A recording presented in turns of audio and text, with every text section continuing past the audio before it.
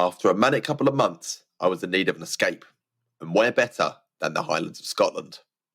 On this adventure though, I'll be doing my bit for the environment, and so left the car at home. So with that, I bought a return bus ticket to Glasgow, an onward train ticket to take me into the mountains, and then spent an age planning my hiking routes with the tried and tested OS map app. Departure day finally arrived, and so the long journey north began. The 9-hour journey was pretty soul-destroying, but was made more bearable with a stop at T-Bay, surely the best service station in England. It was a mighty fine relief though to finally get to Glasgow, and I even managed to see a small bit of the centre en route to my hotel for the night. The next day started early, and at just gone 8, I entered Glasgow Queen Street Station, where we finally left the city behind. What a journey it was. Loch Lomond was enjoyed from above. We all moved to the windows to enjoy the dramatic scenery near the Bridge of Orkney before the train climbed up onto the wild and empty Rannoch Moor. Eventually, we reached Carraw, the station made famous in train spotting.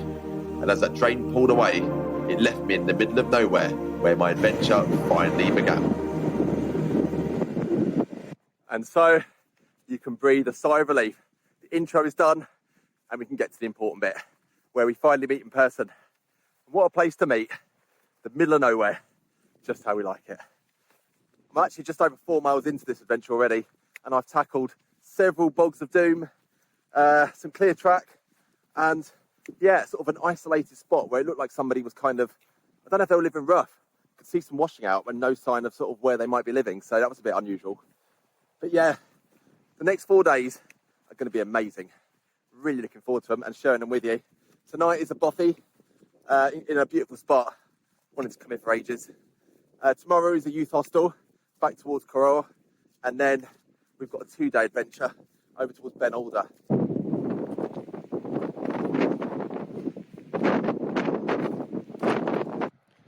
And here we go, about 5.5 miles from Carraw station, and we've arrived at Stoneegg Bothy, I believe this is. I did think I was going to get across.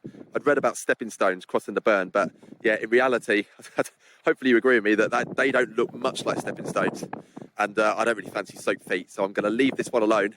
If you do fancy making this a destination, and I've read some really good reviews about it, then you can approach the Bothy from the other side of the burn. So that, doing that, then you haven't got to cross, have you? So yeah, if you want to do that, you'll have to check out some other videos online, I'm afraid, because I've got to push on to the next Bothy, which on the map looks about 3 to 4k away, but yeah, the going looks very boggy indeed, so I think it's going to be slow. I spy, with my little eye, something beginning with S. And no, we're not talking about scintillating rapids, as sensational as they are, or stags. Now, I don't know if you can clock them. Actually, I'm following them at the moment. We've actually got sheep. What I want to know is, what are they doing up here? I've done the Highlands now a few times, and I don't think I've ever seen sheep out here. So this is a first. Makes me feel like I'm in Wales.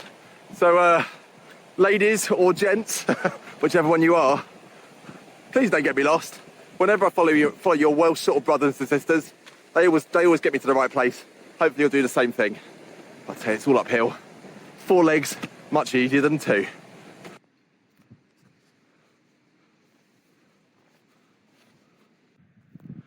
Bonus points if you can clock the Bothy centre shot. There's actually 2 buildings in this shot, sorry. One off to the left-hand side, which I won't be staying in. I'll tell you more about that spot when I get to the Bothy. But yeah, it looks about just over 1 kilometre away from here. Probably going to take an age. But with the sun going down, look at it there, it's just before 4 and already the sun's dipping behind those mountains. But yeah, it's pretty good having it in sight. So I'm going to push on. And unless I see anything very, very exciting along the way, I'll see you at the Bothy. Nobody said it was easy. It's a great song from Coldplay back in the day. But I tell you what, that song's ringing in my head at the moment. And let me show you why. There she sits. Only what, sort of 300-400 metres away. Almost within touching distance. And yet, up to this point, it's been way easier than I thought it was going to be. And then, yeah, look. It is the Bog of Doom. Let me zoom out a little bit. Oh, what am I doing? Come on, Dad, sort it out. There you go. I didn't think on this walk that I'd be doing a spot of island hopping, but that's exactly what this is. It's literally island, like clump to clump to clump, and I've got a feeling it might be that way all the way to the door. But you know what? If I feel the boots now, it isn't actually the end of the world because I can get them off when I get there and dry the feet out. Right.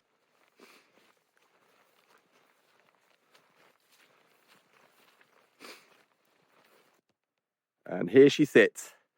Beautiful little bothy, this. Just under 8 miles from the train station. But yeah, quite an easy walk in the end. Just a bit of bog, but nothing too bad.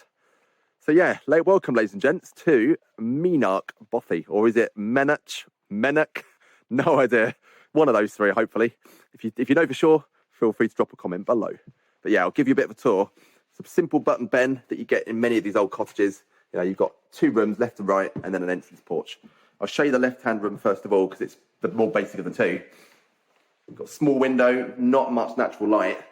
But yeah, comes with a fireplace, a couple of seats, and no sleeping platform. So if you end up in here, yeah, you're going to have to bed down on the ground. A couple of comments up there as well. I don't know if you can make them out. You can pause it if you can and have a read. I think it's about the work party that turned up here back in, reading that, 2012. It's good that no one's defaced it, actually. People are respecting these places, really important. Here's the right-hand room. Definitely the better of the two. Got a nice desk area there, eating area. It's probably where I'll do my tea later. Nice view out the window. Look at that, mountain views, all for free as well. Luxury. We've got an open fireplace. Hopefully I'll use that later. Got a fire log. And then, yeah, we've got a nice big sleeping platform. I reckon you'll fit sort of 3 to 4 people on here. But yeah, being a bit of a wuss, when I'm in these places on my own, I do get a bit creeped out and I don't sleep well. So I'm probably going to put the tent outside, kipping that. But yeah, just spend the evening here. And if anybody does turn up, which they could do because it is only just got, well, about 4:45, then yeah, I can sort of have a nice night with them and hopefully sleep well outside. But yeah, talking about outside, I'll head out there again and I'll tell you a little bit about that building on the other side of the burn. It's an interesting spot. Yeah, so this building you can see off in the distance, I believe it's called Louis Built. And with this being Halloween week, that's kind of the reason why I came to this bothy. I've wanted, yeah, I'm glad I've come. It's in a beautiful spot. But yeah, that building over there, that ruin, which has been abandoned for decades, has got a really interesting backstory.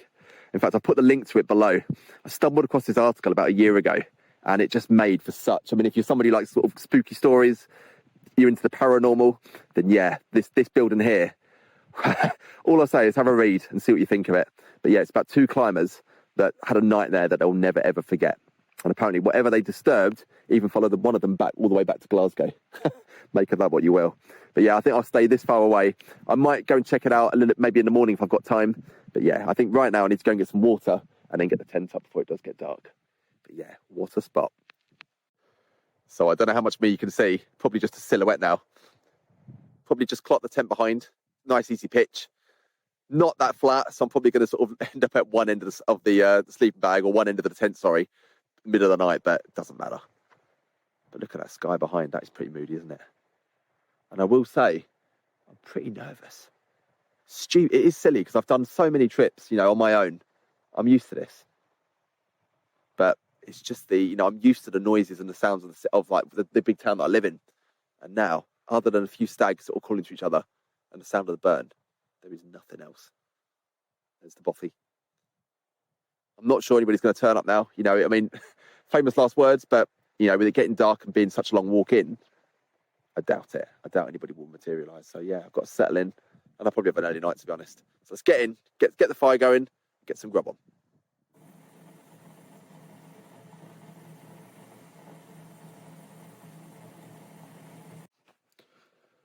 Well, when you are miles from anywhere, there is nothing better than Bothy TV. That fire log, it caught really easily, and look at it now. I'm sitting here filling my face with vegetable chilli, dehydrated meal actually, which is pretty good. And yeah, a bit of scotch as well. I've got half a litre to get through during the next sort of 4 nights. So I'll do my best with that. But yeah, this is just great. So I was nervous earlier, but I think a little bit of scotch, the fire going, and actually having some food as well, I just feel really, really relaxed now. And yeah, I'm going to sleep. I reckon I'm going to speed. If the wind doesn't pick up tonight, hopefully it won't, I'm going to sleep really, really well. So you might not see me again until the morning. I'm just going to kick back and relax, read the Bothy book a little bit. And yeah, unless anything happens in the night, we'll see. But otherwise, I'll see you in the morning.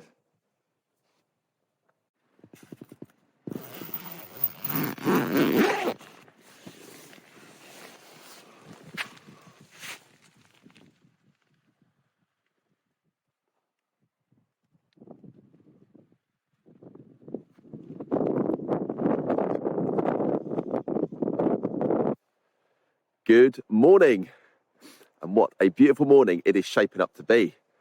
Check out that sky. Sun's about to make an appearance behind those mountains there to the east, and it's looking like it's going to be a beautiful day.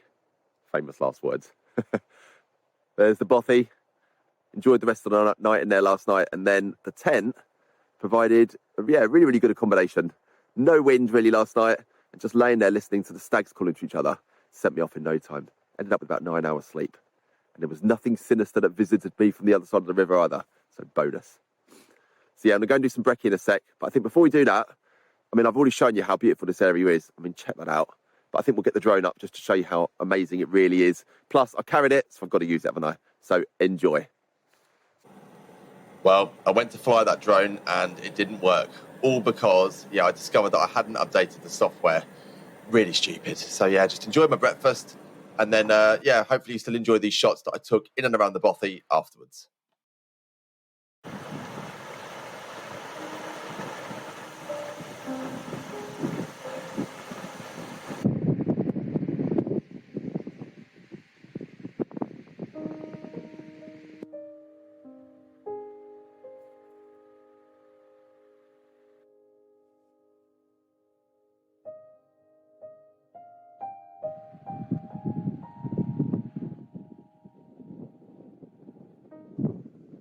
Well, I've just stopped to get my breath back. As soon as you stop, actually, the wind cools you down. Don't want to hang around too long. But yeah, it's slow progress, not because of the bog, just because of the views. I keep turning around just to admire where I was last night and where I've come from. You can probably clock the Bothy down there somewhere. The spooky building on the other side of the bird. Just this glen is absolutely stunning.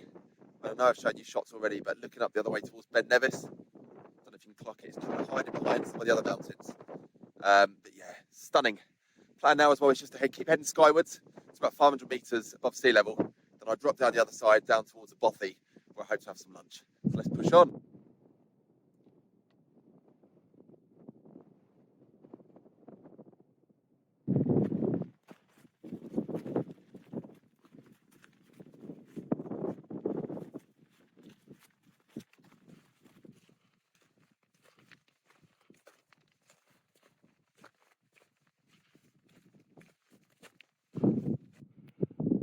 Well, I've just checked the OS map. It says the Bothy is literally 200 or 300 metres away, so it should appear at any time.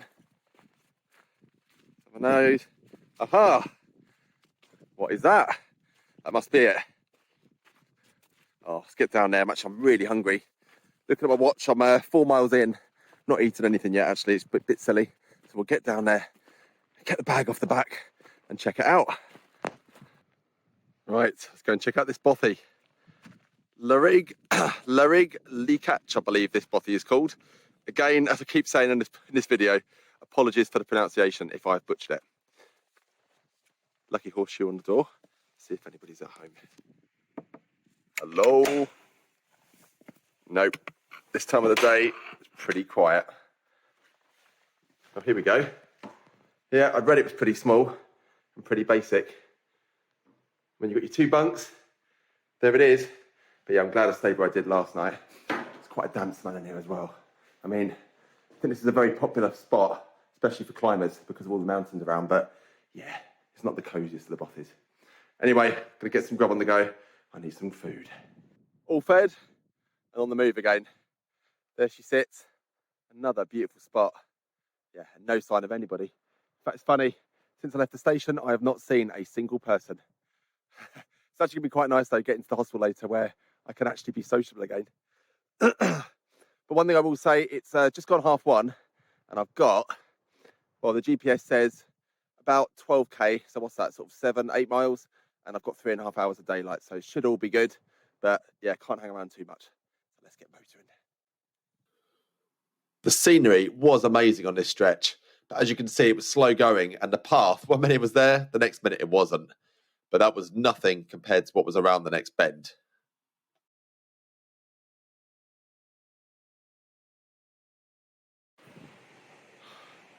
I'm having a bit of a wobble here, a bit of a moment. I've overlooked something on this route.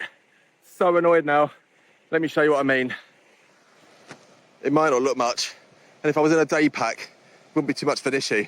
But I had an instant about a year ago now where I was going down quite a steep descent and I lost my footing and all the weight on my back sent me tumbling, and look at the drop. Yeah, I've just got to take it really, really easy. It doesn't help that these sodding boots on wet rocks like ice skates. So yeah, it's going to take an absolute age. I just keep looking at that flat ground down there. I know that once I'm down there, I can see the lodge. Once I'm down, it's easy all the way back. So I just take my time, take as long as it needs, and just get down safely. Oh, and breathe. That was a proper adrenaline rush. It probably doesn't look anything on there, but it's just a drop. It's a drop down there. And you're just aware that one slip and you're a goner. I don't know, trips like this, they make you realise, first of all, how small you are in such a vast landscape, but also how fragile our life is. Like I say, one slip and it's gone. Anyway, panic over. Just the next thing now is the bridge. I mean, I'm breathing a sigh of relief. If that bridge is not there, I've got to go back the other way. Oh, for fuck's sake. If that is the case, I'm going to pitch my tent. I won't be going back tonight, that's for sure. So let's get down there and let's get this over and done with. Hallelujah. Oh, thank God. Went from a massive low, about 10 minutes back. That's a real boost. Just what I needed. Thank God for that. Oh, it's a bit slippy getting up it though. Oh, some nice autumnal colours as well. Look at that. And the rapids. If that had been gone, I would have been wading across that. And that might have finished me off. But it doesn't matter. We're all good. Well, still on the move. The grouse are settling down for the night. And you can see there's literally the last trickle of light up in the sky. There's Coral Station.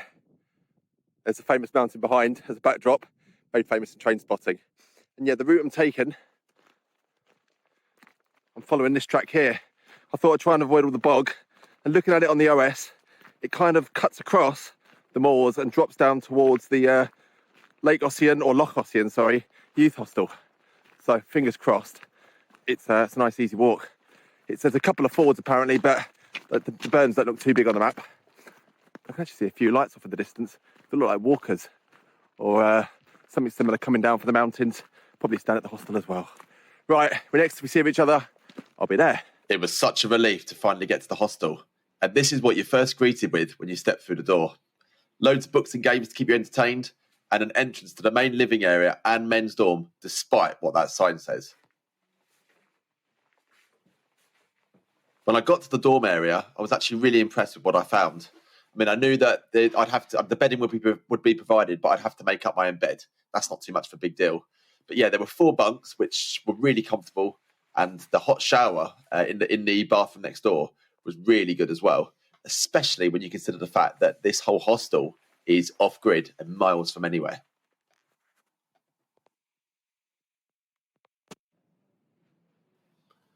And then we get to the main sitting room, which is a great space too.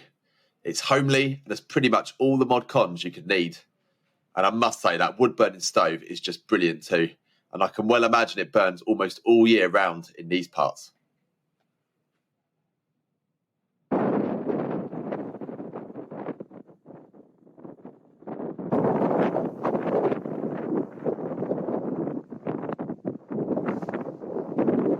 Well, what a difference a day makes, eh? Those windless conditions and blue skies of yesterday seem a distant memory. I guess this is more typical, isn't it? Had a great night last night at the hostel. Didn't feel much more than giving you the guided tour, just because there were a good group of people staying there, as I hope there would be. Actually, who do we have? We had people from all walks of life, as you'd expect. So we had a couple from London had come up on the train. We had a solo guy on his own who was doing all of the Munros. He'd done 200 already. He was a bit of a legend. We had 2 guys bikepacking, a solo woman from the Czech Republic, and then another really interesting woman actually from Shropshire, I think it was, called Mary. Had a really good chat with her this morning actually over some porridge. So yeah, it was a really good night last night, just eating, a bit of scotch, all by the fireplace, letting the boots dry out of course as well. So yeah, really nice night, and didn't really fancy filming to be honest, just wanted to enjoy it. And actually I'll be staying at the hostel again tonight. For reasons, I'll just say that it's the walking of the last couple of days have really taken it out of me, especially my feet. And the prospect of doing another 5-6 hour day today to Ben Older. I just didn't fancy it. So yeah, I'm not in the main hostel. I'm going to be in an outbuilding tonight, an interesting spot, a little interesting space, and I'll show you more when I get back. But yeah, it's just really nice being out. The hostel is just amazing because you've got all the mod cons, as I showed you, but yet you're out, you're fully immersed in the beauty of the Scottish landscape. I mean, look at it there. Amazing, isn't it?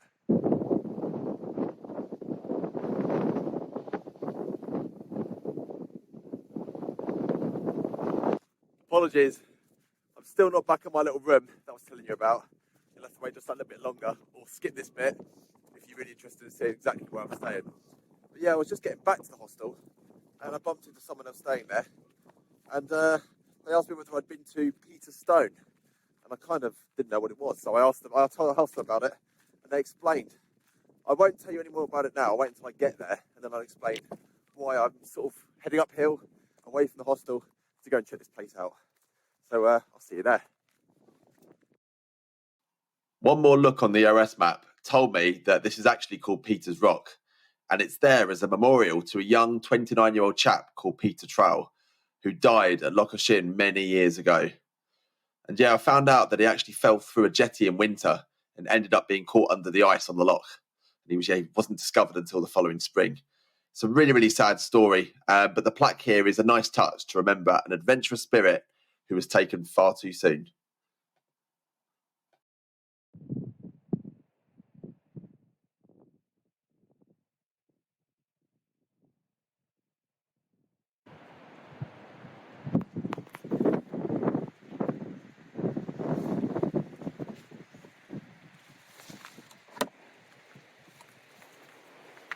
So here we go then. I finally get to show you where I spent that second night.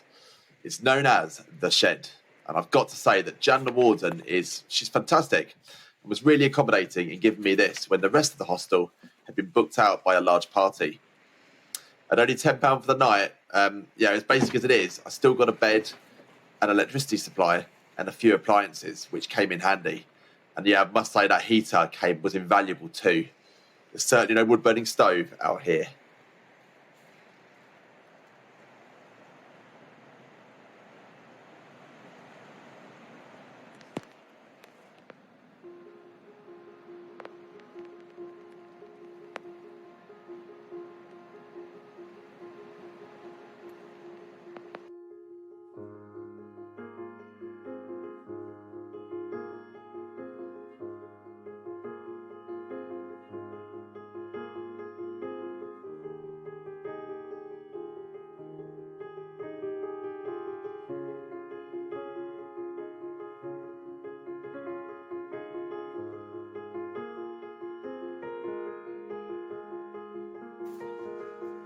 Well, it's the 31st of October, Halloween, and with no bed or the cottage, that means I can only do one thing here. Yeah, not very scary, was it? In fact, I think rather than being scary, it's actually quite cosy in here, isn't it? I'm looking forward to getting into that bed as well. 2 duvets it's got on it, so it's going to be lovely and warm. My only concern, mice. I've seen a few little mice like sort of mouse droppings around, and I was warned about the residents of this little shed. So yeah, we'll see how the night goes. I'll report back on that front. But right now, it is dinner time. And what have I got? Well, tonight I've got couscous,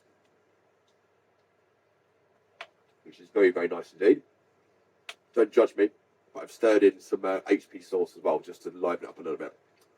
I've got a tin of sardines in tomato sauce. I've got crisps. I've got a mince pie. Maybe a bit early, but never too early for me. I love them. Scotch. And I've even got a fizzy drink as well that I got from reception. So I'm just going to kick back. The heat is on as well, and it's actually really, really toasty in here now. So it's lovely. Not complaining.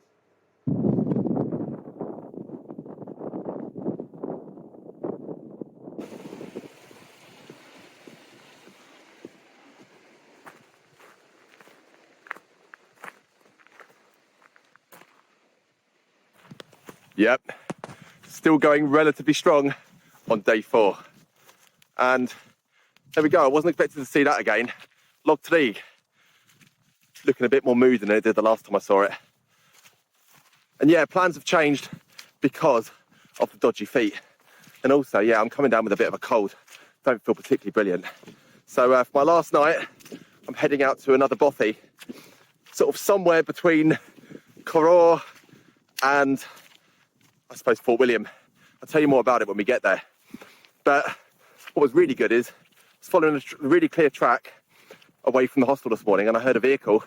It was a couple in a camper van, and they offered me a bit of a lift down to the loch. So yeah, I've got 2 hours, not 2 hours, what am I talking about?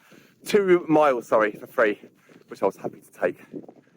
And yeah, with the weather coming in, it's a bit drizzly at the moment, and they did say it was meant to be like heavy rain from about 3 o'clock this afternoon. So I'm hoping, I've only got about 6k to do now, just under that actually, so probably an hour and a half, 2 hours tops, and I'll be there. So it'll beat the worst of the weather. All right, let's keep motoring.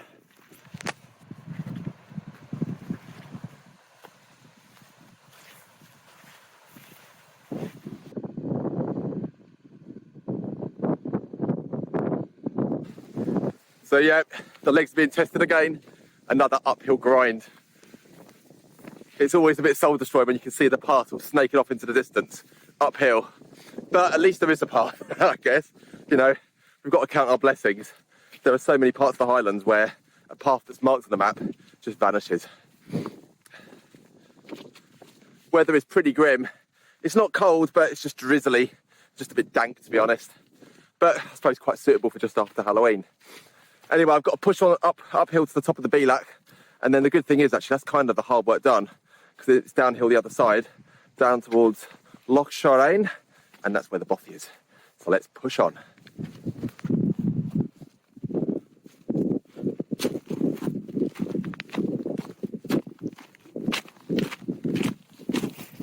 Well, I've just crested a hill, and there's the site of the loch.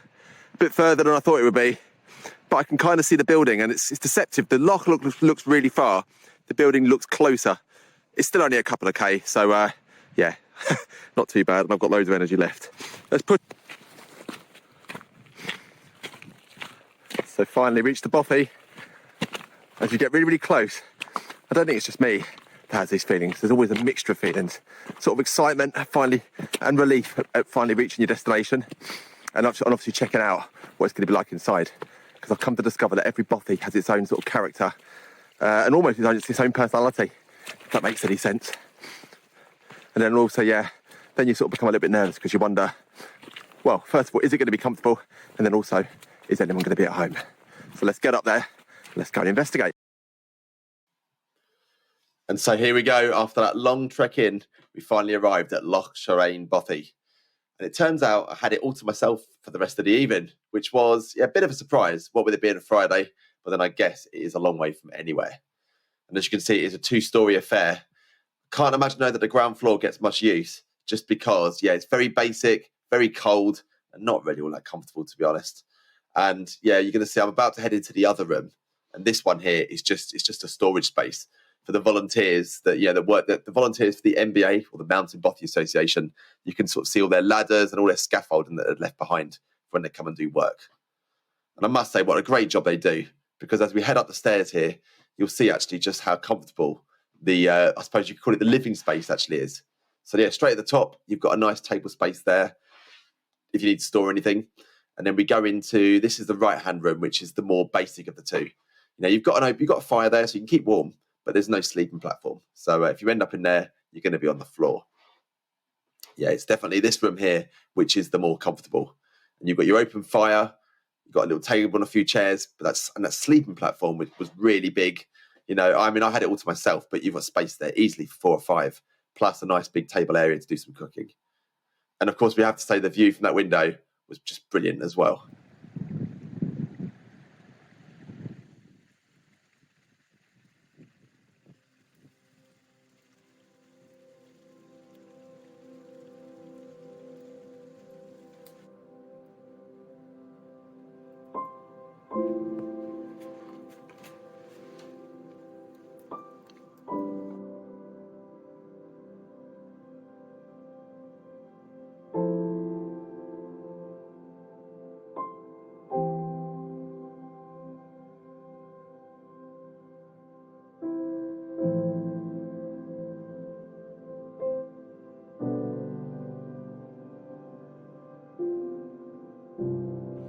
Well, good morning. We finally make it to, I don't know, the last day, the day where I've got to make the long journey home, the bit that I wasn't looking forward to. But I suppose all good things must come to an end. And I am proud actually that I did spend the night last night in the Bothy here. You know, the tent was outside, but in the end, a little bit of scotch again helped me relax, and I didn't feel the need to go out there. It was really peaceful in here, no one else arrived, and just listening to the wind and the rain against the windows, and yeah, the burn tumbling its way down the mountain behind set me off in no time. I reckon I got, again, about 8.5, 9 hours sleep, so set me up well for the long journey, the night bus tonight. But yeah, I've got a bit of music, as cheesy as it sounds. I'm going to finish with this as a backing track. We all recognise it. It is, of course, the Braveheart theme. And yeah, I feel so lucky to have been out here in the middle of the Highlands, you know, the Central Highlands. It's not my first trip to Scotland. I've been here many times, but it always blows me away every time I visit. And I can see, you know, if you're watching this as a Scottish person, I can see why you are so proud of your country. You know, with a landscape like this, how can you not be? And yeah, I was just thinking this morning as well, over my breakfast, just finished off my coffee right now. But yeah, just thinking actually how rich this experience has been and how much I've sort of experienced, how much I've seen in the last 4 days. You know, I've only had a week off work, but it feels like it's been an eternity. And I've really switched off from sort of modern life. And yeah, I think I think a lot of us need that from time to time. I know I certainly do. So yeah, to sort of sum up what I read in the Bothy book last night, with the guy that had, I mean, you haven't got to go to the extremes that he did, where he sort of jacked everything in and came away just to sort of almost find himself. You know, if you are worried about coming out, even solo, and you're worried about the experience, then don't be. You know, come out and do it, because none of us know how long we've got before we physically can't do this anymore. So we need to make the most of it while we can. Anyway, I'm not going to film much going back just because I'm retracing my steps. So I'll finish up here in the Bothy. So thanks for watching. I hope you've enjoyed it as much as I have. And I can't wait to get back here again soon. See you later, guys.